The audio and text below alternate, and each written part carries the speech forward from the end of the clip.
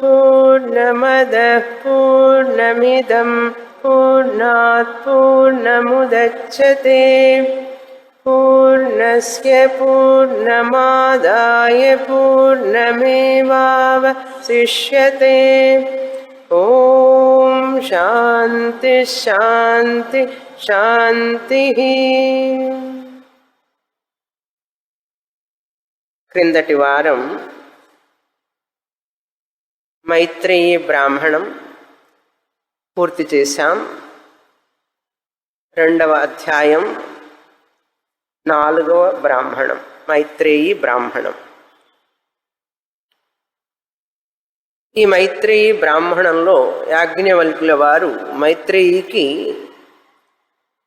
అమృతత్వాన్ని పొందే మార్గం ఏమిటి అని బోధించారు. అమృతత్వం అంటే మోక్షం. ఇది పొందాలి అంటే మనిషికి వైరాగ్యం కావాలి. వైరాగ్యం ఈ అనాత్మ ప్రపంచం మీద విరక్తి వైరాగ్యం అంటారు. వైరాగ్యం అంటే ఎటువంటి వైరాగ్యం?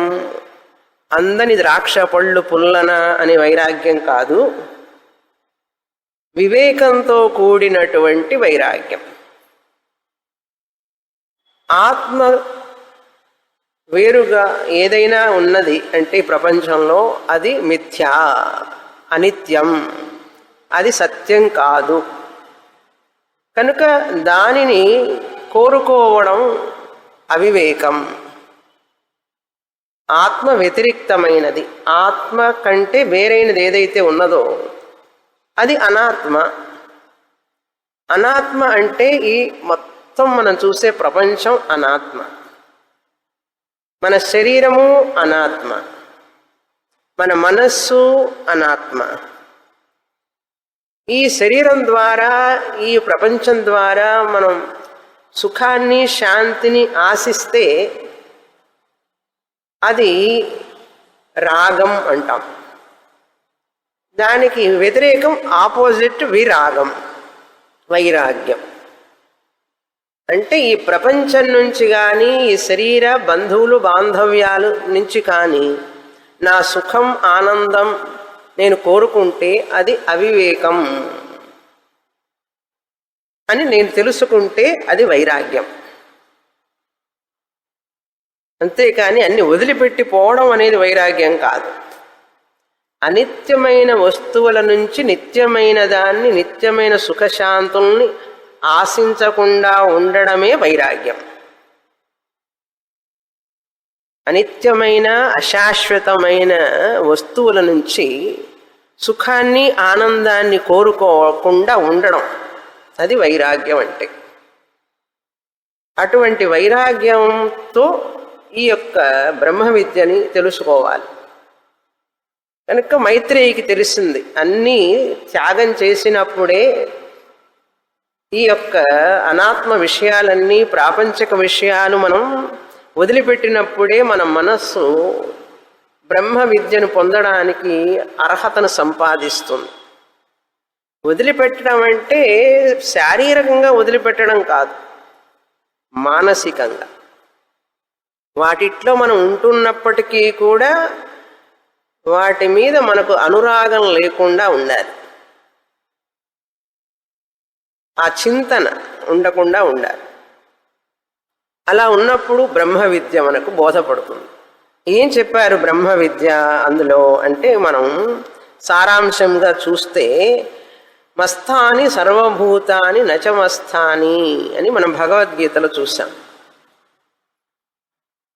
అన్నీ నాయందే ఉన్నాయి, నేను వేటి యందు లేను అని 2 విధాలుగా చెప్తాడు కృష్ణ పరమాత్మ. మస్తాని సర్వభూతాని, అన్ని జీవరాశులు నాయందే ఉన్నాయి అన్నారు. నచమస్తాని అన్నారు, మళ్ళీ అవన్నీ నాయందు లేవు అన్నారు. కనుక నేను ఆత్మస్వరూపాన్ని కొన్ని జీవులకు మాత్రమే పరిమితమైతే అది సంసారం. నేను ఆత్మస్వరూపాన్ని అన్ని జీవులలో ఉన్నాను అంటే జ్ఞానం అనే జ్ఞానం రావాలి. నేను ఒక శరీరంలోనే కాదు అన్ని శరీరాలలోనూ ఉన్నాను ఆత్మస్వరూపంగా అనే విషయాన్ని ఏ విధంగా చెప్పారు ఆయన అంటే, ఆత్మ అనాత్మ అనేవి రెండు ఉంటాయి. ఆత్మ అనేటువంటిది చైతన్యం, అనాత్మ అనేటువంటిది శరీరము, మనస్సు, ఇంద్రియాలు అని రెండు చెప్పారు. శరీరము, మనస్సు, ఇంద్రియాలు. ఇది బోధనా పద్ధతి ఒకటి ఉంటుంది మనకి. ఈ విషయాలన్నీ బోధించాలంటే ఆత్మ విషయం కొన్ని పద్ధతుల్ని పాటిస్తుంది శాస్త్రం. అవేమేమిటంటే, మొదటిది దృక్ దృశ్య వివేకం అంటారు. చూసేవాడు సత్యం, చూడబడేది మిథ్య. Subject is real, object is unreal. చూసేవాడు, తెలుసుకునేవాడు, అనుభవించేవాడు సత్యం, అనుభవించేవాడు, తెలుసుకునేవాడు ఆత్మ, తెలుసుకోబడేది అనాత్మ, దృశ్యం. దీన్ని దృగ్దృశ్య వివేకం అంటారు. ఇది మొదటి విధంగా బోధించే పద్ధతి. రెండవది ఏంటంటే కార్యకారణ సంబంధ రూపమైనటువంటి పద్ధతి. కార్యం అనేటువంటిది స్వతంత్రంగా ఉండలేదు, కారణం లేకుండా. కారణం అనేది సత్తా, కారణ సత్తా కార్యంలో కనపడుతుంది. అంటే బంగారమే గొలుసుగా, గాజుగా కనపడుతుంది. గొలుసు, గాజు అనే వస్తువు విడిగా లేదు. బంగారం కారణమైతే ఆభరణాలు కార్యం. ఆభరణాలకి బంగారానికి ఏమిటి సంబంధం అంటే కార్యకారణ సంబంధం. ఆభరణాలు కార్యం, బంగారం కారణం. దీనివల్ల మనం ఏం తెలుసుకోవాలి? గొలుసు, గాజు అనేటువంటిది నిజంగా లేదు బంగారం కంటే. కార్యం అనేది నిజంగా లేదు కారణం కంటే. కార్యం అంటే ఎఫెక్ట్ అంటాం, కాజ్ అనేమో కారణం అంటాం. అసలు ఎఫెక్ట్ అనేది లేదు నిజంగా. కారణానికే మరొక పేరు కార్యం, బంగారానికే గొలుసు అనేది మరొక పేరు, గాజు అనేది మరొక పేరు. అంతేగాని రెండు వస్తువులు లేవు అక్కడ. దీన్నే కార్యకారణ సంబంధం. అదేవిధంగా ఆత్మ అనేదే అనాత్మ నామరూపాలుగా కనపడుతోంది. అనాత్మగా ఒక ఆత్మే కారణం. మనం చూసి నామరూపాలన్నీ కూడా, ఈ ప్రపంచం, శరీరం, మనస్సు అన్నీ కూడా కార్యం. కారణమే కార్యరూపంలో కనపడుతున్నది. అంటే ఆత్మే ఈ ప్రపంచ రూపంలో కనపడుతున్నది అని అర్థం. ఇది రెండవ మెట్టు, కార్యకారణ సంబంధ.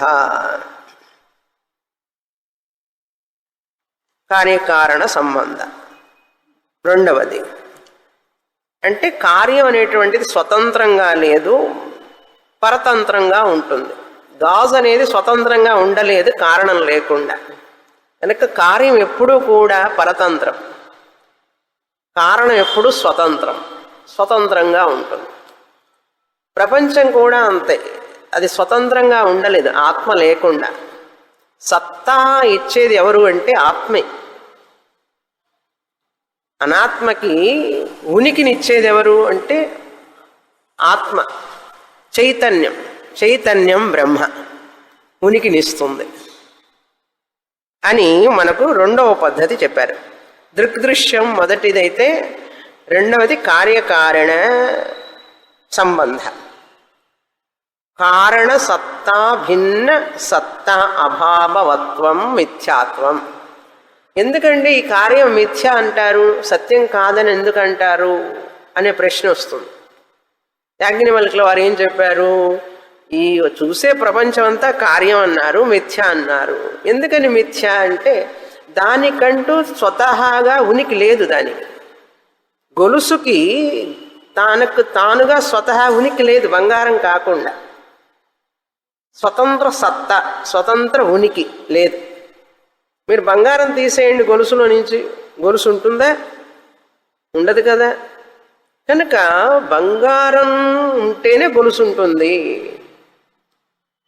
కనుక కార్యం ఏమిటి? దాన్ని ఏమంటారంటే కారణసత్తా భిన్న సత్తా అభావవత్వం అంటారు సంస్కృతంలో. కారణసత్తా అంటే బంగారం సత్తా ఉండడం, ఉనికి. బంగారము ఉనికి కారణసత్తా భిన్న వేరుగా, సత్తా అభావవత్వం వేరుగా ఉనికి లేకపోవడం అనేది మిథ్యాత్వం అన్నారు. మళ్ళీ చెప్తాను. సత్తా భిన్న సత్తా అభావవత్వం మిథ్యాత్వం అన్నాం. మిథ్యాకి డెఫినేషన్ ఇది సత్యం కాదు అంటే ఏమిటి? ఎందుకు సత్యం కాదు? గాజు గొలుసు ఎందుకు సత్యం కాదు అంటే దానికి ఉనికి లేదు, స్వతంత్ర ఉనికి లేదు. దేనికంటే కారణ ఉనికి కంటే దీనికి వేరే ఉనికి లేదు. గొలుసుకి తనకంటూ తన సొంత ఉనికి లేదు. దేనికంటే? బంగారం కంటే. బంగారం ఉనికి కంటే వేరైన ఉనికి గొలుసుకి లేదు కనుక గొలుసు అనేది మిథ్య. ఇది తెలుగులో చెప్పా. ఇప్పుడు సంస్కృతంలో ఏం చెప్పాను? కారణసత్తా భిన్న కారణసత్తా భిన్న కార్యసత్తా మిథ్యాత్వం, కార్యసత్తా అభావవత్వం మిథ్యాత్వం అన్నాను. అర్థం కాకపోయినా ఏం పర్వాలేదు. ఈ పదాలన్నీ ఇట్లా ఉంటాయి సంస్కృతంలో, దాన్ని తెలుగులోకి చెప్పుకుంటాం మనం. కారణసత్తా భిన్న సత్తా అభావవత్వం మిథ్యాత్వం. అభావవత్వం అంటే లేకపోవడం, సత్తా అంటే ఉనికి. ఉనికి కంటే వేరైన ఉనికి లేకపోవడమే మిథ్యాత్వానికి కారణం. అది మిథ్యాత్వం అనడానికి మనకు ఆధారం. సరే, దీన్ని కార్యకారణ సంబంధ అన్నాం. తరువాత మూడవ పద్ధతి ఏంటంటే సత్యమిథ్యాత్వం. ఏమిటి సంబంధ ఆత్మకి అనాత్మకి అంటే? సత్యమిథ్యాత్వ సంబంధ. ఆత్మ సత్యం, దానికంటే వేరైనదంతా మిథ్య. మిథ్య అంటే అసత్యం అని అర్థం, అనాత్మ అని అర్థం, సత్యము కానిది. అది సత్యమిథ్యాత్వం. సత్యమైనది అధిష్టానం, మిథ్య అయినది అధ్యాస. అధిష్టాన అధ్యాస సంబంధ. పాముకి తాడుకి ఏమిటండి సంబంధం? పాముకి తాడుకి, చీకట్లో తాడు చూస్తే పాముగా కనపడుతుంది, చీకటిలో తాడు పాముగా కనపడుతుంది. ఆ కనపడే పాముకి ఆ కనపడని తాడుకి ఏమిటి సంబంధం? ఏ రిలేషన్ ఉంది వాటికి అంటే తాడు అధిష్టానం, సర్పం అధ్యాస, మా భ్రమ. దానిక అధిష్టాన అధ్యాస సంబంధ అంటారు. అదేవిధంగా ఈ ప్రపంచం కూడా ఆత్మయందు అధ్యాసం చేయబడింది. అధ్యాసం చేయబట్టం అంటే ఏమిటి? తాడు తాడుగా చూడకుండా పాముని చూడడం అధ్యాస. ఒక వస్తువుని ఆ వస్తువుగా చూడకపోవడం అధ్యాసం అంటారు. ఆ వస్తువుని మరొక రకంగా చూడడం అధ్యాస, భ్రాంతి, భ్రమ. ఎలాగైతే తాడు మీద పాముని నువ్వు భ్రమించావో, భ్రమతో పాముని చూశావో, అదేవిధంగా అజ్ఞాని అయిన వాడు ఈ ఆత్మ మీద ఈ ప్రపంచాన్ని చూస్తున్నాడు. ఈ నామరూప ప్రపంచం చూస్తున్నాడు. చూసారా? ఇదంతా పాము లాంటిది. దేని మీద చూస్తున్నాడు?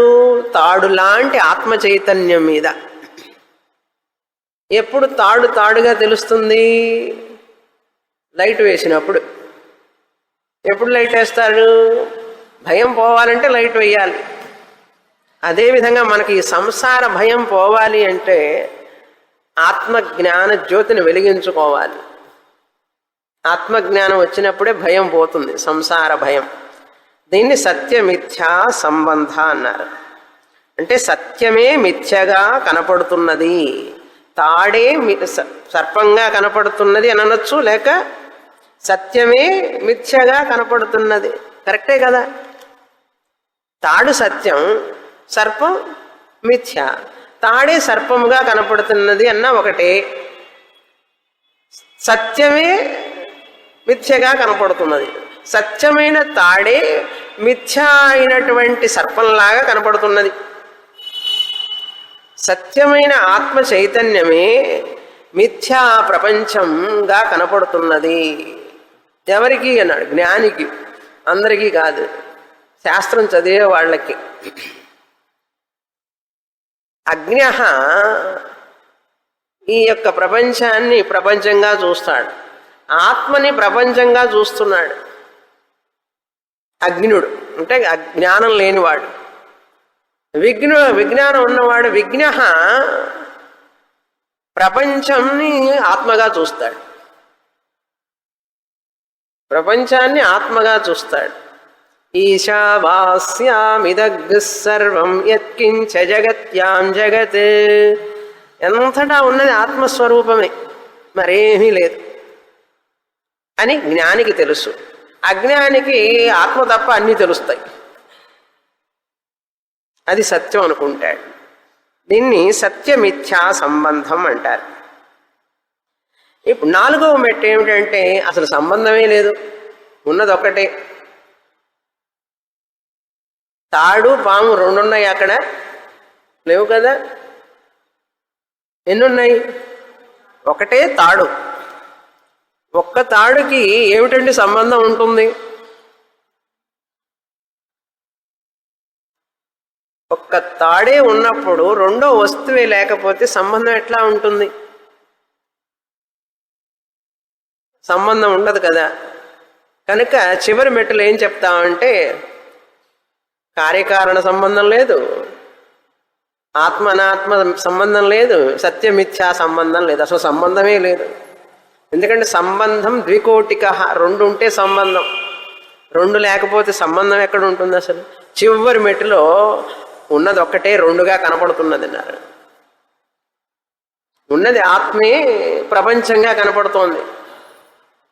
మీ అబ్బాయి అమ్మాయి కూతురు కొడుకు కోడలని చూస్తున్నావు కదా నువ్వు, వాళ్ళందరూ నువ్వు కూతురు కొడుకు వేరు అనుకుంటున్నావు, కానీ వాళ్ళందరూ కూడా ఆత్మ చైతన్యమే. మరి ఆ శరీరం, మనుషులు, రూపాలు, స్త్రీ పురుష ఇవన్నీ కూడా మిథ్యా. తాడును పాముగా చూసినప్పుడు పాము ఎన్ని రంగులుగా కనపడుతుంది? ఆకుపచ్చగా కనపడుతుంది, కళ్ళు మెరుస్తూ ఉంటాయి, తోక పొడుగ్గా ఉంటుంది, లావుగా ఉంది. ఈ వర్ణనంతా సత్యమా మిథ్యా? మనం కూడా అంతే. ఇప్పుడు మనం మాట్లాడేవన్నీ కూడా ప్రాపంచికమైన మాటలన్నీ కూడా నామరూపాలకు సంబంధించినవన్నీ కూడా ఆత్మ మీద మనం ఆపాదన చేశాం. పాము లక్షణాలన్నీ ఎవరి లక్షణాలు? తాడు లక్షణాలే. తాడు మీద ఆపాదించాం, లేని లక్షణాలనే తాడు మీద ఆపాదన చేశాం. సూపర్ ఇంపోజిషన్ అంటారు దాన్ని, సూపర్ ఇంపోజిషన్. అధ్యాసం చేయడం.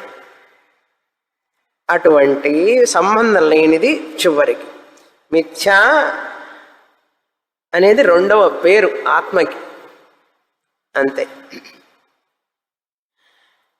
కనుక ఈ సంబంధాలన్నీ లేవు. మరి ఏమున్నదంటే బ్రహ్మైవ పురస్తాద్ బ్రహ్మైవ పశ్చాత్ బ్రహ్మైవ దక్షిణత ఉత్తరేణ.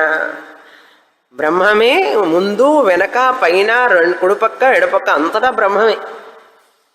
బ్రహ్మం ఒక్కటే, పరబ్రహ్మం ఒక్కటే అన్నారు. పాట పాడితే ఆ పాట మాట ఒక్కటి తెలియాలంటే 10 సంవత్సరాలు చదవాలి, 15 సంవత్సరాలు చదివితే అర్థమవుతుంది. పాట పాడినంత మాత్రాన అర్థం కాదు. బ్రహ్మం ఒక్కటే, పరబ్రహ్మం ఒక్కటే అనే 2 మాటలు మీకు అర్థం కావాలి అంటే ఎన్ని సంవత్సరాలు చదవాలో తెలుసా? కనుక ఏం చేయాలి ఇప్పుడు? కనుక యాజ్ఞవల్క్య వారు చివరికి ఏం చెప్పారు? అజ్ఞాని దేన్నైతే ప్రపంచంగా చూస్తున్నాడో జ్ఞాని ఆ ప్రపంచాన్నే ఆత్మగా చూస్తాడు. అది దాన్ని సంస్కృతంలో ఎలా చెప్తారంటే యదేవ అజ్ఞః అజ్ఞాదృష్ట్యా అనాత్మ ఇది ఉచ్యతే తదేవ విజ్ఞదృష్ట్యా ఆత్మ ఇత్యుచ్యతే. ఇది అనాత్మ ప్రపంచం అంతా కూడా నామరూప ప్రపంచం. జ్ఞాని ఇదంతా అనాత్మగా చూడడు, ఆత్మగానే చూస్తాడు. మరి అనాత్మ అది లేదు, ఉన్నట్లుగా కనపడుతున్నది అంతే, భ్రాంతి. సరే, చివరికి ఏంటి ఫైనల్ కన్క్లూజన్? చూసేవాడు ఆత్మే, చూడబడేది ఆత్మే. అనుభవించేవాడు ఆత్మే, అనుభవింపబడేది ఆత్మే. సత్యము ఆత్మే, మిథ్యా కూడా ఆత్మే. మిథ్యాగా కనపడుతున్నది కూడా ఆత్మే అయ్యున్నది, సత్యం కంటే వేరుగా లేదది. ఇప్పుడు పాము కనపడుతున్నది, తాడు తెలియనంతసేపు పాము కనపడుతుందండి. ఆ పాము కూడా తాడే అయ్యున్నదా లేదా? నువ్వు చూసే పాము ఏమై ఉన్నది? అది మిథ్యా పాము. ఏమై ఉన్నది? అది తాడే అయి ఉన్నది, అవునా? కనుక ఆత్మ సత్యం, ఆత్మ సత్యం, మిథ్య సత్యము ఆత్మే, మిథ్యా కూడా ఆత్మే. అట్లా ఉదాహరణ చూసుకుంటూ వెళ్ళాలి. వెళ్తూ ఉంటేనే మనకు కొంచెం మనసులో కాస్త కాస్త జీర్ణం అవుతుంది. మనసులో జీర్ణం అవుతుంది, పొట్టలో జీర్ణం అక్కర్లే, మనసులో. కనుక తర్వాత చివరికి నో సంబంధమే లేదు పో అన్నాం. అది అని చెప్పి తైత్రీయంలో చదివాం. అహమన్నం అహమన్నం అహమన్నం అహమన్నాదోహమన్నాద అహగ్శ్లోకృత్ అహగ్శ్లోకృత్ అహగ్శ్లోకృత్. తినేవాడు అంటే మొత్తాన్ని అనుభవించేవాడు ఆత్మే, అనుభవింపబడేది ఆత్మే, వేరే అయినది లేదు. ఉన్నట్లే కనపడుతుందంటే అజ్ఞానం ఉంటే కనపడుతుంది. అది తాడు మీద పాము ఎంతసేపు కనపడుతుందంటే చీకటి ఉన్నంతసేపు కనపడుతుంది. ఏ చీకటి? పూర్తి చీకటే, కొంచెం చీకటే, మంద అంధకారమా? మసక చీకటి, మసక్క చీకటి. ఆ మసక్క అనేది ఏంటో చూసారా పదం? మసక్క చీకటిని ఏమంటారంటే సెమీ డార్క్నెస్ అంటారు. అక్కడ సెమీ డార్క్నెస్, ఇక్కడ ఇగ్నరెన్స్, ఆత్మ అజ్ఞానం. మనకు ఆత్మ అజ్ఞానం ఉన్నదని తెలుసుకోవడానికి కనీసం 5 సంవత్సరాలు చదవాలి శాస్త్రం. నాలో ఆత్మ అజ్ఞానం ఉన్నదని తెలుసుకోవడానికే తత్వబోధ దగ్గర నుంచి భగవద్గీత ఒక కోర్సు అయితే అప్పుడు అమ్మా నాకు ఆత్మ అజ్ఞానం ఉన్నది అని తెలుసుకున్న తర్వాత అప్పుడు స్టార్ట్ అవుతుంది టీచింగ్ మనకు పనిచేసేది. నువ్వు విద్యార్థి ఉన్నాడు, స్కూల్కి వెళ్తాడు, క్లాస్లో కూర్చున్నాడు, నాకు ఫిజిక్స్ తెలియదు అని తెలిస్తేనే కదండి చదువుతాడు. నాకు ఫిజిక్స్ అజ్ఞానం ఉందని తెలియాలి కదండి వాడికి ఫస్ట్. నాకు ఫిజిక్స్ తెలియదు, మ్యాథమెటిక్స్ తెలియదు అన్నప్పుడే కదా తెలుసుకుంటూ మొదలు పెడతాడు, అవునా? అందులో ఏమైనా సందేహం ఉందా? అదేవిధంగా ఇక్కడికి వచ్చిన తర్వాత కూడా అక్కడైతే స్కూల్లో పిల్లవాడికి తెలుసు ఎందుకు వెళుతున్నాడో, స్కూల్కి ఎందుకు కూర్చున్నాడో, ఏం చదువుకోవాలని కూర్చున్నాడో, ఏమి చెయ్యాలి ఇంకా ముందు లైఫ్లో అనేది వాడికి అన్నీ తెలుసు. అక్కడ ఇక్కడ తెలియకుండా వచ్చి కూర్చుంటారు జనం. 99.99 మంది వచ్చి కూర్చున్న వాళ్ళకి ఎందుకు కూర్చున్నారో, వాళ్ళు ఎందుకు వింటున్నారో వాళ్ళకి తెలియదు. ఫస్ట్ ఏదో స్వామిని గారు చెప్తున్నారు, మంచి మాటలు చెప్తారు, 4 దేవుడి మాటలు చెప్తారు, కూర్చుందాం వింటామని కూర్చుంటారు.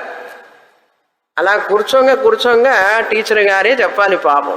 చెప్పి చెప్పి చెప్పి నాయన నువ్వు జీవితాన్ని, మానవ జన్మ ఇందుకోసం అందుకోసం నువ్వు ఇది సాధించాలని చెప్పి తర్వాత వాళ్ళల్లో ఓహో ఇది తెలుసుకోవాలి, మోక్షాన్ని పొందాలి, ఆత్మజ్ఞానాన్ని పొందాలి అని చెప్పి తెలుసుకొని అప్పుడు స్టూడెంట్ అవుతాడు. మొదట వచ్చినప్పుడు స్టూడెంట్ కారు, వాళ్ళు ఉపన్యాసం వినటానికి వస్తారు. తర్వాతనే వాళ్ళు నిజమైన జిజ్ఞాసులయ్యి అమ్మో ఇంత ఉన్నదా శాస్త్రంలో, కృష్ణ పరమాత్మ ఇంత చెప్పారా, ఇన్ని విషయాలు ఉన్నాయా, మనకు తెలియని విషయాలు, ఇవన్నీ తెలుసుకోవాలని అప్పుడు మొదలవుతారండి స్టూడెంట్స్గా. మనం స్టూడెంట్స్ ఎట్లా అవుతాం అసలు? చాలామంది మా స్టూడెంట్స్ అని చెప్పి నేను ఎప్పుడన్నా అంటే అందరూ స్టూడెంట్స్ అంటే స్కూల్లో స్టూడెంట్స్ అనుకునేవాళ్ళు. స్కూల్లో స్టూడెంట్స్ కాలేజీ స్టూడెంట్స్ లాగా అనుకునేవాళ్ళు. మా స్టూడెంట్స్ అంతా పెద్దవాళ్ళు అండి, చాలా పెద్దవాళ్ళు మా స్టూడెంట్స్ అని చెప్తాను. ఎంత ఏజ్ ఉంటుంది? 17 నుంచి 70, 80, 90 దాకా ఉంటారండి. 90 ఏళ్ల వరకు ఉంటారు. వాళ్ళు ఎట్లా స్టూడెంట్ అవుతారన్నాడు. ఆత్మవిద్య నేర్చుకోవాలనుకునేవాడు స్టూడెంటే కదా. అందుకని మైత్రేయి కూడా స్టూడెంట్ అయ్యి నేర్చుకుంది. ఎవరి దగ్గర? భర్త గారి దగ్గరే. భర్తగా చదివితే చదువు రాదు. భార్య కూడా భర్త దగ్గర శిష్యురాలు కావాలి. శిష్యురాలు కాకపోతే విద్య రాదు. సరే, కనుక చూసేవాడు చూడబడేది. కారణము ఆత్మే, కార్యాత్మే, సత్యము ఆత్మే, మిథ్యాత్మే, చూసేవాడాత్మే, దృక్ ఆత్మే, దృశ్యము ఆత్మే, అంతా ఆత్మే అని చెప్పి చివర్లు ఎట్లా ముగించారు? తత్కేనకం పశ్యే, తత్కేనకం జిఘ్రే, తత్కేనకం విజానీయాత్. చివరి మంత్రంలో లాస్ట్ వీక్ చదివాం. తత్కేనకం విజానీయాత్, తత్కేనకం మన్వీత, తత్కేనకం అభివదేత్, తత్కేనకం. ఎవరు ఎవరి ద్వారా, ఎవరు ఎవరిని చూస్తున్నాడు, ఎవరు ఎవరిని దేనిని వింటున్నాడు, ఎవరు దేనిని రుచి చూస్తున్నాడు, ఎవరు దేనిని గురించి ఆలోచిస్తున్నాడు, ఎవరు ఇంకోటి ఉంటే కదండి ఆలోచించడానికి, తెలుసుకోవడానికి, వాసన చుట్టానికి. రెండవ వస్తువు నిజమైనది లేదు కదా. ఇక్కడ అండి జాగ్రత్తగా అర్థం చేసుకోండి. నిజమైన వస్తువు లేదు, ప్రపంచం లేదు, శరీరం లేదు, మనస్సు లేదంటే ఎట్లా లేదు? కనపడుతుంటే లేదంటారేమిటి? నిజంగా లేదు, ఉన్నట్లుగా నీ అనుభవానికి ఉన్నది కానీ వాస్తవంగా లేదు. నువ్వు విచారణ చేస్తే అది ఉండదు, విచారణ చెయ్యనంత వరకు ఉంటుంది. అంటిల్ ఎంక్వైరీ అది మనకు నిజంగా కనపడుతుంది. విచారణ చేసిన తర్వాత కనపడుతుంది కానీ నిజం కాదు. ఏమండి జ్ఞానం వస్తే అందరూ మాయమైపోతారా? మా పిల్లలు, మనవాళ్ళు, మనవరాళ్ళు ఏమైపోతారు వీళ్ళందరూ? మాకు జ్ఞానం వద్దులేండి, ఏదో మిమ్మల్ని చూస్తాం వారం వారం వచ్చి, అంతవరకు చాలు, మాకు ఇది చాలు అని చాలామంది తృప్తి పడుతుంటారు. మోక్షము, జ్ఞానం, ఏదో ఆత్మజ్ఞానం అంటే అందరం మాయమైపోతే ఏమైపోతాం? అలా ఏం భయపడద్దు, ఎక్కడికి పోం, ఇక్కడే ఉంటాం, గుండ్రాయిలాగా కూర్చుంటాం, ఎక్కడికి పోం, ఇలాగే ఉంటాం. అంతకుముందు ఎలా చూస్తున్నావు ప్రపంచాన్ని అలాగే చూస్తావు, కానీ అది నిజంగా లేదు, ఉన్నట్లుగా కనపడుతున్నది.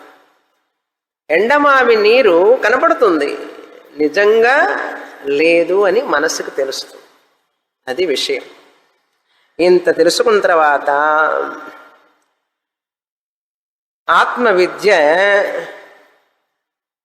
బోధించారు. ఈ విధంగా దృగ్దృశ్య వివేకపరంగా, కార్యకారణ సంబంధపరంగా, సత్యమిథ్యా సంబంధం, అధిష్టాన అధ్యాస సంబంధంగా, చివరికి ఏ సంబంధము లేదు, అసలు ఆత్మ అద్వైతం, బ్రహ్మ ఒక్కటే, అది నేను తురీయ ఆత్మని అని చెప్పేశారు.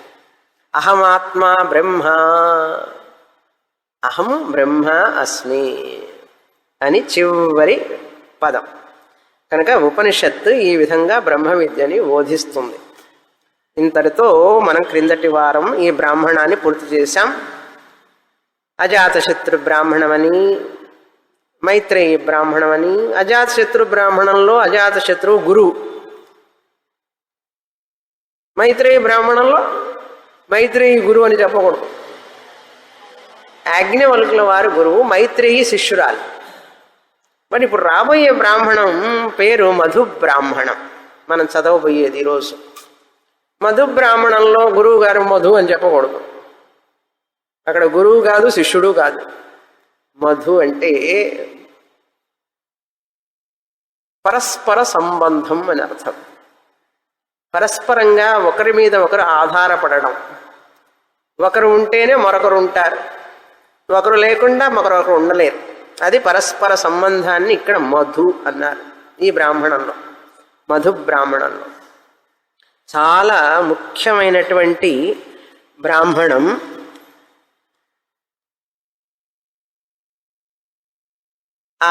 ఎవరు ఎవరిని చూస్తారు, ఎవరు దేనిని వాసన చూస్తారన్న విషయం మనం చాలా ముఖ్యమైన కొటేషన్ అది. అంటే ఎవరు ఎవరిని చూడరు, ఎవరు దేనిని వాసన చూడరు, ఎవరు దేనిని ఆలోచించరు అంటే రెండవది లేదు అని చెప్పడం కోసం. అది ప్రశ్నార్థకం కాదు, ఆక్షేపార్థే. కిం రెండవ సత్య వస్తువు లేనప్పుడు వాసన చూసేవాడు, వాసన చూడబడేది ఎక్కడుందండి? రుచి చూసేవాడు, రుచి చూడబడేది ఎక్కడుందండి? ఆలోచించేవాడు, ఆలోచించబడేది ఎక్కడున్నదండి? లేదు కదా. తెలుసుకునేవాడు, తెలుసుకోబడేది రెండు లేవు కదా. మరి ఒక్కడే కదా ఉన్నది. ఎవరున్నారు అంటే ఆత్మ. తెలుసుకునేవాడు మాత్రమే సత్యం, ఆ తెలుసుకోబడేది కూడా ఆత్మస్వరూపమే అన్నారు. ఇప్పుడు ఈ ఆత్మస్వరూపం ఎవరు? చివరికి మైత్రేయి ఆత్మస్వరూపం, నీ నిజస్వరూపం. నువ్వు అనుకుంటున్న ఈ శరీరం నువ్వు కాదు. నువ్వు అనుకుంటున్న ఈ శరీరం నువ్వు కాదు. భార్యని, భర్తని, తల్లిని, తండ్రిని అనుకుంటున్నావే, అది నువ్వు కాదు నిజంగా. దానికి ఆధారమైనటువంటి ఆత్మతత్వం, చైతన్యం, ఉనికి, ఎరుక అసలు నీ నిజస్వరూపం. అది తెలుసుకోకపోవడం వల్ల దానికి మరణం లేదు, జననం లేదు, ముసలితనం లేదు. ఆ ఉనికి ఎరుక రూపమైన ఆత్మ చైతన్యానికి జనన మరణ వ్యాధి ముసలితనం లేవు వాటికి. అటువంటి నీ నిజస్వరూపాన్ని నువ్వు తెలుసుకుంటే నీకు దుఃఖమే లేదు. కానీ అది తెలుసుకోకుండా నువ్వు ఈ శరీరం, మనస్సు, వ్యాధి, జర, మరణం ఉన్నటువంటి జన్మ ఉన్నటువంటి శరీరాన్ని నువ్వు అనుకోవడం వలన అది నువ్వుగా భావిస్తున్నావు, భ్రమలో పడి, అజ్ఞానం వలన. అందువలన నీకు దుఃఖం.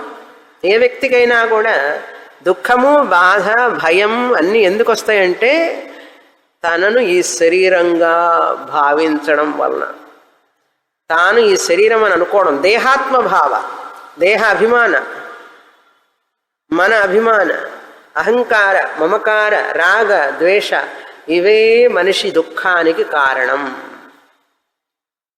ప్రపంచంలో దుఃఖం లేదండి, ఎక్కడా దుఃఖం అనేది లేదు.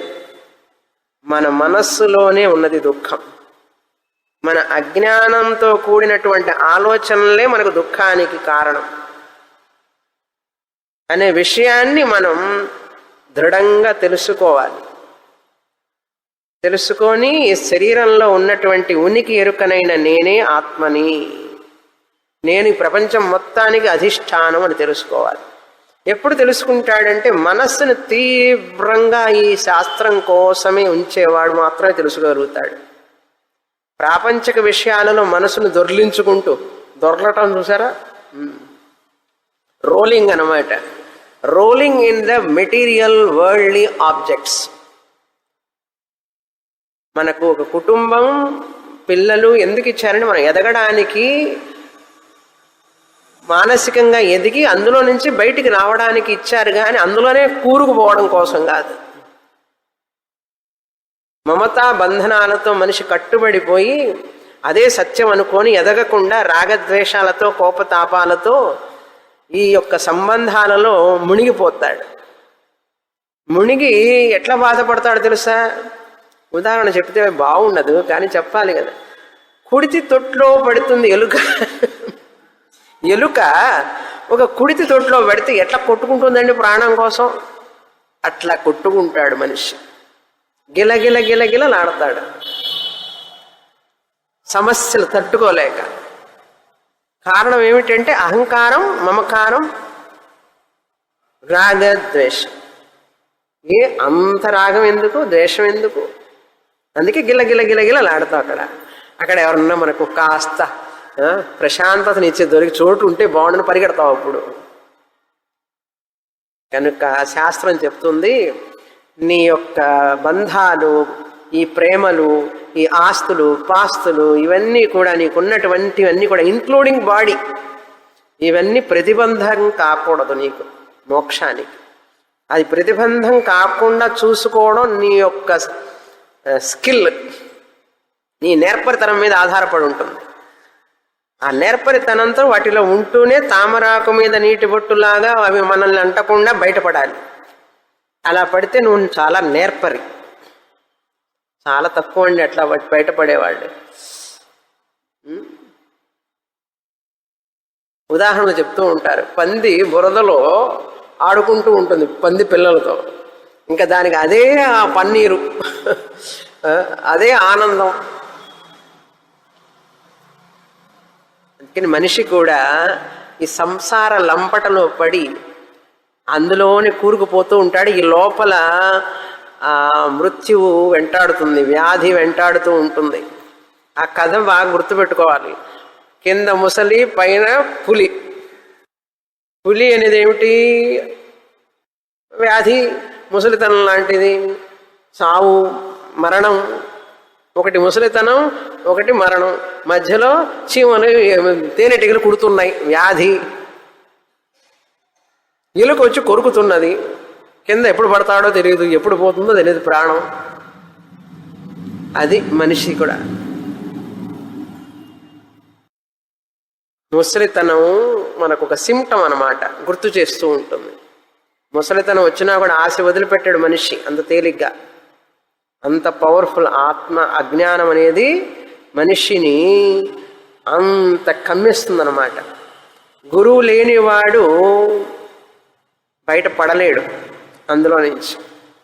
సత్సాంగత్యం, గురువు యొక్క కృప, గురు సేవ, గురు భక్తి, శ్రద్ధ శాస్త్రంలో ఉంటేనే బయటపడతాడు, లేకపోతే పడలేడు. చూడండి మైత్రేయి ఎలా భర్త దగ్గరికి వచ్చి అడిగింది. మీరు అన్ని వదిలిపెట్టిపోతున్నారంటే మీకు ఏదో మరి అంత ఆనందం కలుగుతుంది కదా, అటువంటి ఆనందాన్ని నాకు కూడా పొందాలని ఉన్నది. మీరు ఇచ్చే ధనమంతా కూడా నాకు ఆనందాన్ని ఇస్తుందా అంటే ఇవ్వదమ్మా అన్నాడు ఆయన. అట్లయితే నాకు వద్దని చెప్పింది అన్నది. మరి ఈ రోజుల్లో అయితే ఏమంటారు భార్యలు, తొందరగా వెళ్ళండి, ఆస్తి అంతా ఎప్పుడు రాసిస్తారు నాకు అని అడుగుతారు. నాకు వద్దండి ధనం అన్నది. అది వైరాగ్యం అంటే. తీవ్ర వైరాగ్యం కావాలి. అన్నీ వదులుకోవడానికి సిద్ధంగా ఉండాలి. ప్రతిదీ కూడా నాది, నాకు అనేటువంటిది ఏది వద్దు. ఎంత సింపుల్గా, ఎంత త్వరగా శాస్త్రంలోకి వెళ్ళడానికి అన్నీ చేర్చుకున్న కొద్దీ కూడా మన మనస్సుని లాగేస్తాయి అవి. అందుకనే యాజ్ఞవల్కుల వారు ఎందుకు వదిలిపెట్టారు, మైత్రేయి ఎందుకు వదిలిపెట్టిందని? సింపుల్గా ఉండడం. ఏదో జీవనానికి మనకు నీడకి, ఎండకి, వానకి తడవకుండా వస్త్రం, ఆకలి కోసం కొంచెం శరీరాన్ని పోషించడం కోసం ఆహారం, నీడ. ఈ మూడు కంటే ఇంకేం కావాలి మనిషికి? అందుకని వివేకం కావాలి, వివేకం, వైరాగ్యం కావాలి. అటువంటి వారే యాజ్ఞవల్కుల వారు, మైత్రేయి. చక్కని ఆత్మనాత్మ వివేకంతో వారు ఆ జ్ఞానాన్ని పొంది ఆవిడికి బోధించి, ఈ మైత్రేయి బ్రాహ్మణం ఎంత ప్రసిద్ధమైనటువంటిదో. ఇంకొకసారి వస్తుంది మళ్ళీ ఆవిడ, ఇంకా అయిపోలేదు. అట్లా అయిన తర్వాత ఇప్పుడు మధు బ్రాహ్మణాల్లో ప్రవేశిస్తాం. ఇది కూడా చాలా ముఖ్యమైన బ్రాహ్మణం. మొదటి మంత్రం చదువుతాం. 88వ పేజీ, 2వ అధ్యాయం, 5వ బ్రాహ్మణం. పేరు మధు బ్రాహ్మణం. ఇయం పృథివీ సర్వేషాం భూతానాం మధు,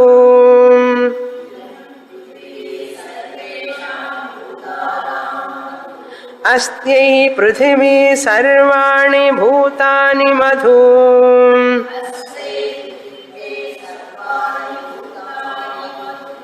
యశ్చాయమస్యాం పృథివ్యాం తేజోమయోమృతమయః పురుషః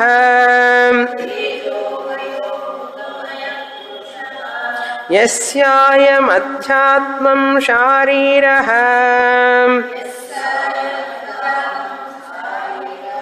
తేజోమయోమృతమయః పురుషః అయమేవ సహ యోయమాత్మా ఇదమమృతం ఇదం బ్రహ్మ ఇదం సర్వం.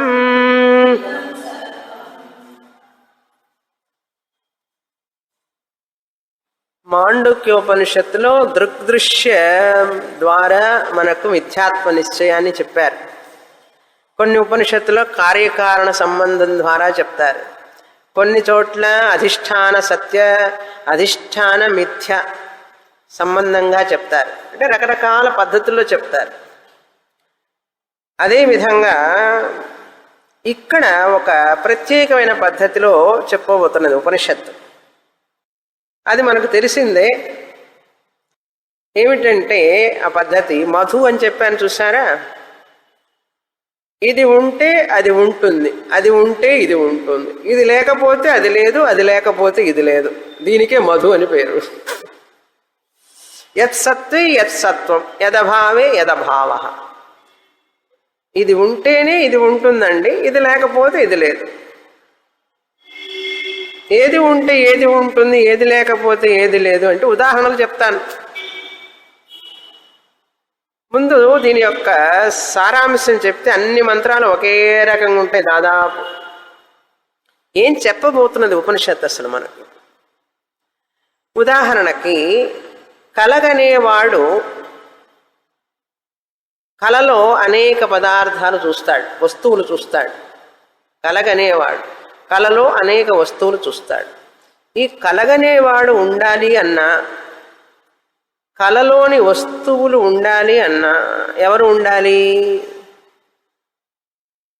ఈ జాగ్రత్త పురుషుడు ఉండాలి. నిద్రపోతున్నాడు చూడండి వ్యక్తి, ఆ వ్యక్తి ఉంటేనే కదా కలగనేవాడు అందులో నుంచే వస్తాడు, కలలో వస్తువులు కూడా అతనిలో నుంచే వస్తాయి. కనుక ఈ స్వప్నము, స్వప్న వస్తువులు, స్వప్న పురుష ఇవన్నీ ఉండాలి అంటే ఎవరు ఉండాలి? నేను ఉండాలి. నేను అంటే ఈ యొక్క శరీరం, మనస్సు, బుద్ధి, అహంకారం. జాగ్రత్త పురుషుడు ఉంటేనే, వేకర్ ఉంటేనే డ్రీమర్ ఉంటాడు. డ్రీమ్ ఆబ్జెక్ట్స్ ఉంటాయి. వేకర్ లేకపోతే డ్రీమరు ఉండడు, డ్రీమ్ ఆబ్జెక్ట్స్ ఉండవు. డ్రీమర్ ఉండాలి అంటే వేకర్ ఉండాలి, వేకర్ ఉంటేనే డ్రీమ్ ఉంటుంది. కనుక దీనికి ఎవరికి ఎవరు కారణం అంటే ఒక పరస్పర సంబంధం. ఇట్లా ఒకదాని మీద ఒకటి ఆధారపడి ఉండడం అన్నమాట. అట్లాగే కర్మ, జన్మ. జన్మ ఎట్లా వచ్చిందయ్యా అంటే కర్మ వల్ల వచ్చిందండి అంటాం. కర్మ ఎలా వచ్చింది అంటే జన్మ వలన వచ్చిందన్నారు. కనుక కర్మ జన్మ మీద ఆధారపడి ఉంది, జన్మ కర్మ మీద ఆధారపడి ఉంది. కర్మ లేకపోతే జన్మ లేదు, జన్మ లేకపోతే కర్మ లేదు. అందుకని స్వప్నం రాకుండా ఉండదు కదా, వచ్చేస్తుంది. వాసనలు ఉన్నాయి కదా. అట్లాగే కర్మ లేకపోతే జన్మ లేదు, జన్మ లేకపోతే కర్మ లేదు. ఒకదాని మీద ఒకటి ఆధారపడి ఉన్నాయి. అది ఒక కారణం. దీన్ని ఆపేక్షిక కారణం అంటారు. జీవులు పరస్పరం ఆధారము పడి ఉండడాన్ని మిథ్యా. ఇదంతా మిథ్యా అని ఎందుకు అంటున్నారండి అంటే ఒకరి మీద ఒకరు ఆధారపడి ఉండడం కనుక. కర్మ మిథ్య, జన్మ మిథ్య. ఎందుకంటే కర్మ మీద జన్మ, జన్మ మీద కర్మ ఆధారపడి ఉన్నాయి కనుక ఎప్పుడైతే ఒకరి మీద ఒకరు ఆధారపడి ఉంటారో ఆ రెండు మిథ్యే. అది ఇక్కడ సిద్ధాంతం ఈ బ్రాహ్మణంలో. ఉపనిషత్తు మనకు బోధిస్తున్నది మిథ్య ఆధారమైనటువంటి, మిథ్యకు ఒక ఆధారం ఉండాలి కదా. ఒకదాని మీద ఒక ఆధారపడి ఉన్నాయంటే ఆధారపడేది ఏదైతే, ఇప్పుడు మన నీడ మన మీద ఆధారపడి ఉన్నది, నీడకు ఒక ఆధారం ఉండాలి కదా. మూలాధారం ఏది? మాతాపి గణపతి భజగంలో మూలాధారం అని ఉంటుంది. ఆధారం మన తల్లిదండ్రులు మనకు ఆధారం. ఎట్లాగైతే తల్లిదండ్రులు పిల్లలకు ఆధారం, సపోర్ట్ అన్నమాట. పిల్లల్ని ఎవరైనా చూస్తారు? లేకపోతే వాడిని పెంచాలంటే తల్లిదండ్రులు ఆధారం. తర్వాత తల్లిదండ్రులు పెద్దవాళ్ళు అయిపోయి ముసలివాళ్ళు అయిపోతే వాళ్ళు మళ్ళీ పిల్లలు లాంటి వాళ్ళే. అప్పుడు ఎవరు చూస్తారు? పిల్లలు చూస్తారు. తల్లిదండ్రులకి పిల్లలు ఆధారం, పిల్లలకి తల్లిదండ్రులు ఆధారం. అవునా? అప్పుడండి, ఇప్పుడు కాదు, ఈ రోజుల్లో కాదు. ఇప్పుడు ఆయాలకు ఆధారం, తల్లిదండ్రులకు ఆయాల ఆధారం. ఇలా ఆధారం అన్నాడు, పరస్పర ఆధారం అన్నాం. కళ్ళకు ఆధారమైన వాడు మేలుకున్నవాడు, మేలుకున్నవాడికి ఆధారం కళ. అట్లా అన్నమాట. ఇప్పుడు 2-3 ఉదాహరణలు చూసాం. ఈ విధంగా ఆత్మ చైతన్యం జాగ్రత్తకి ఆధారం, జాగ్రత్త పురుషుడికి ఆధారం. ఆత్మ చైతన్యమే స్వప్న పురుషుడికి ఆధారం. ఆత్మ చైతన్యమే నిద్రా పురుషుడికి ఆధారం. మూడింటికి ఆధారం ఆత్మ చైతన్యమే అని మనకు ఈ మంత్రం ద్వారా మనకు తెలియజేస్తున్నారు. అంటే పరతంత్ర సత్తా లేక ఉనికి, పరతంత్ర సత్తా అంటారు. అంటే సత్తా ఎక్కడి నుంచి తీసుకుంది? ఈ కార్యకారణం కాదు, కర్మ జన్మ ఇవన్నీ ఒకదాని మీద ఆధారపడి ఉన్నాయి కదా. వీటికి రెండిటికి మిథ్య అయినప్పుడు వీటికి సత్యమైనది ఒకటి ఉండాలి కదా. మిథ్య అయిన వాటికి, ఇప్పుడు మనకు నీరు కనపడుతోందండి, దానికి సత్యమైన వస్తువు ఒకటి ఉండాలి కదా. డ్రై శాండ్ అని చెప్పాం కదా.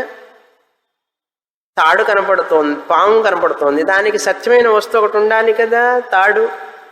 అట్లాగే ఇక్కడ రెండు పరస్పరం ఆధారపడి ఉన్నవి ఈ మిథ్య అయినప్పుడు వాటికి సత్య వస్తువు ఏదో ఉండాలి కదా, ఆధారభూతమైనటువంటిది. ఆ సత్యమే ఉనికి ఎరుక, ఆత్మ చైతన్యం అన్నాం. ఆత్మ చైతన్యమే సత్యం, అధిష్టానం. దేనికి? అధ్యాస వస్తువులన్నిటికీ ఆత్మ సత్యం. ఇక్కడ 3 మనకు మిథునాలు చెప్తున్నారు ఈ మంత్రంలో. ఏమంటే అధ్యాత్మం, అధిభూతం, అధిదైవం. ఈ మొదటి మంత్రంలో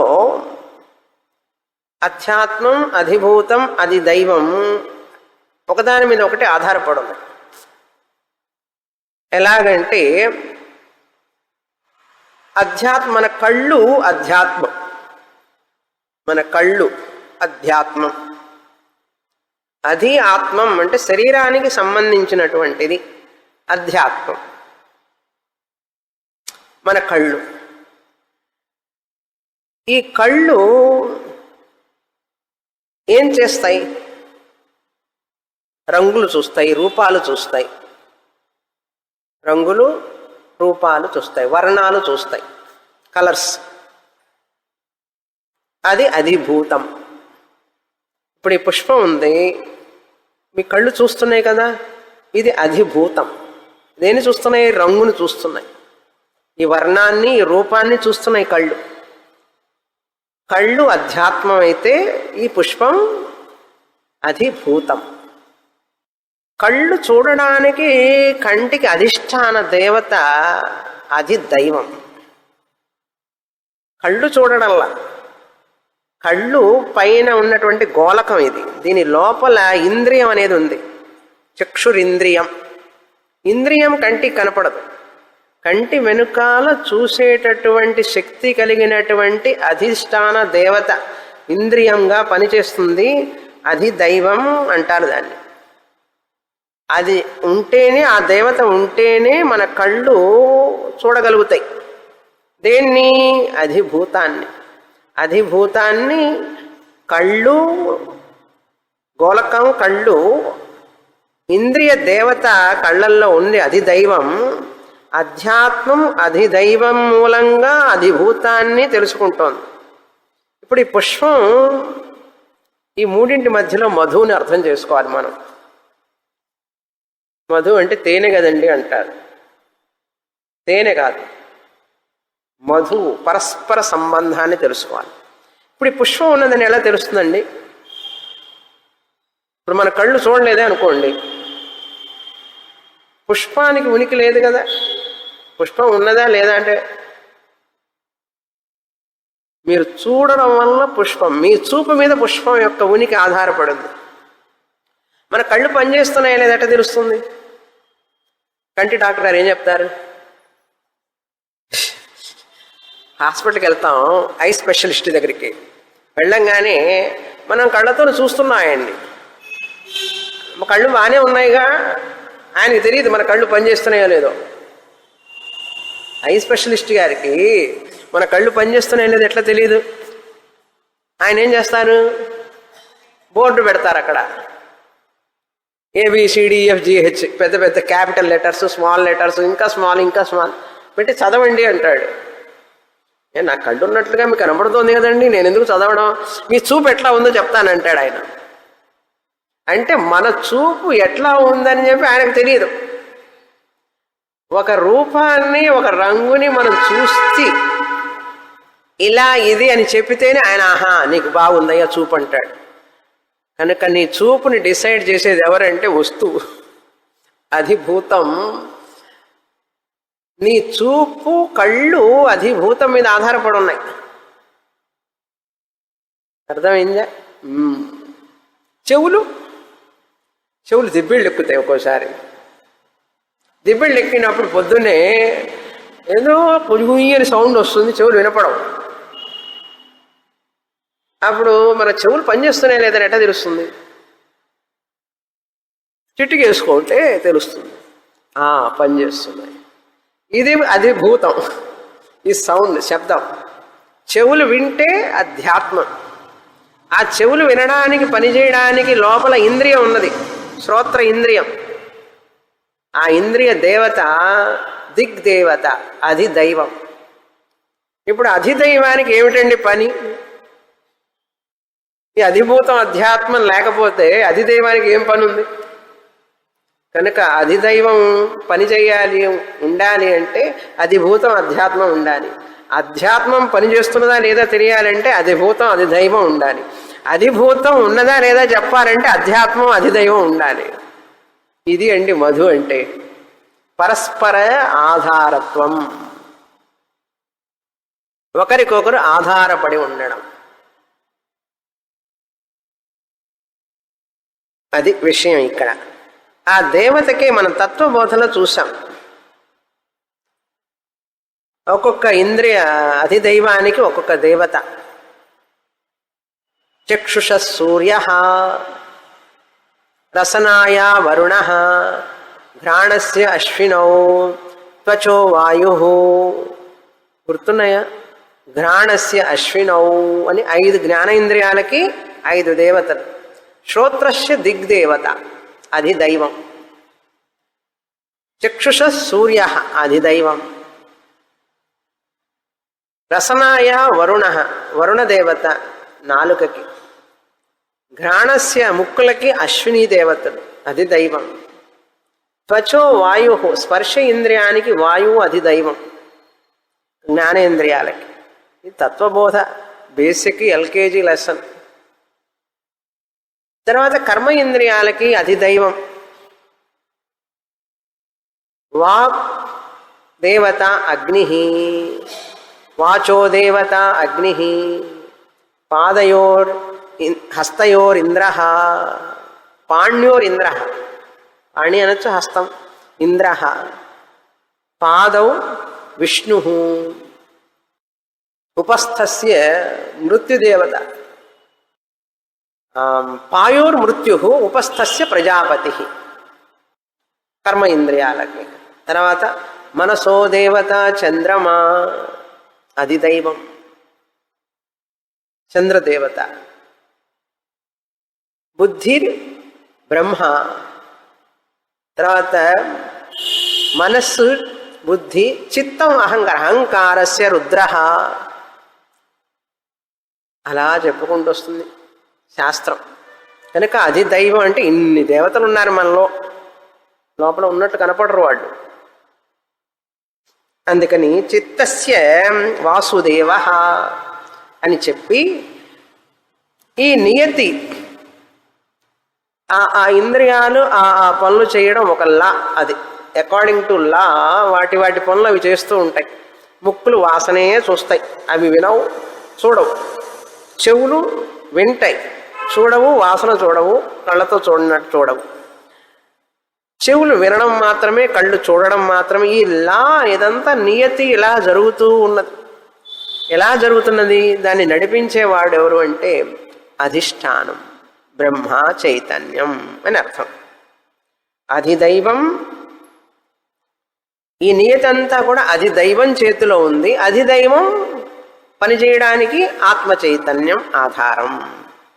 కనుకంటే ఈ మూడింటికంటే వేరైనది ఆత్మ చైతన్యం.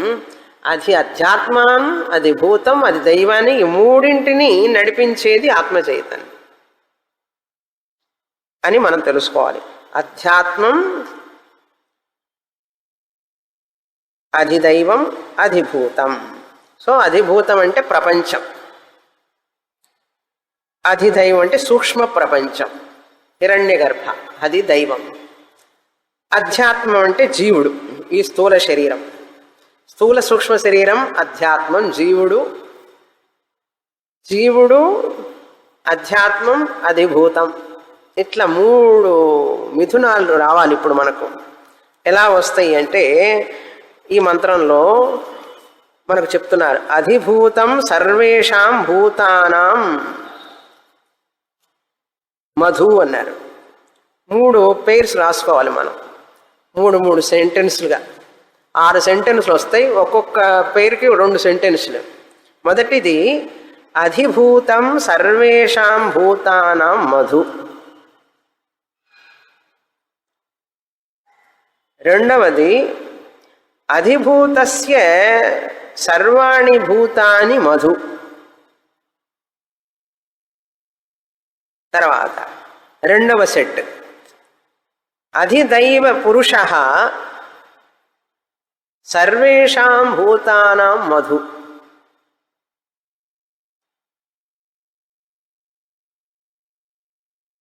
అధిదైవస్య సర్వాణి భూతాని మధు.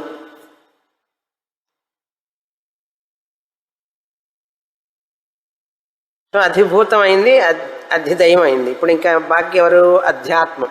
అధ్యాత్మ పురుష మూడవ సెట్. అధ్యాత్మ పురుష సర్వేషాం భూతానాం మధు. తర్వాత సెంటెన్స్ అధ్యాత్మ పురుషస్య సర్వాణి భూతాని మధు. అన్నీ పరస్పరం ఆధారత్వం అంటారు ఇక్కడ. కనుక ఒకడు లేకపోతే ఒకడు లేరు. స్వామీజీ ఒక ఉదాహరణ చెప్తారు. Hero, heroine, villain. Hero villain పోట్లాడుకుంటారు. ఎవరి కోసం? హీరోయిన్ కోసం. విలన్ ఎప్పుడు? హీరోతో పోట్లాడితేనే. హీరో ఎప్పుడవుతాడు? విలన్ ఉంటేనే హీరో అవుతాడు. విలన్ ఎప్పుడవుతాడు? హీరో ఉంటేనే విలన్ అవుతాడు. వీళ్ళిద్దరు హీరో విలన్ కావాలంటే ఆవిడ ఉండాలి హీరోయిన్.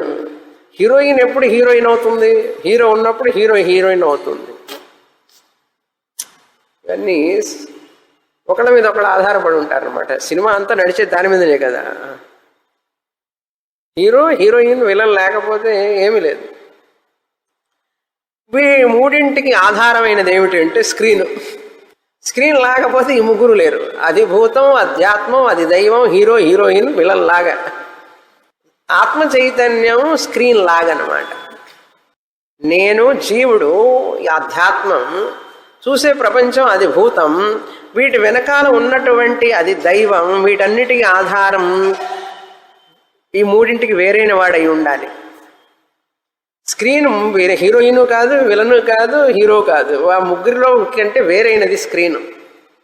అదేవిధంగా ఆత్మ చైతన్యం, ఉనికి ఎరుకనైన నేను, నా మీద అధ్యాత్మం, అధిభూతం, అధిదైవం ఆధారపడి ఉన్నాయి. ఇవన్నీ వినేటప్పటికి మనకు మళ్ళీ ఆకలి అవుతుంది. డిన్నర్ రెడీ అన్నా, కాస్త అర్థం చేసుకునేటప్పుడు నిద్ర రెడీ అన్నా.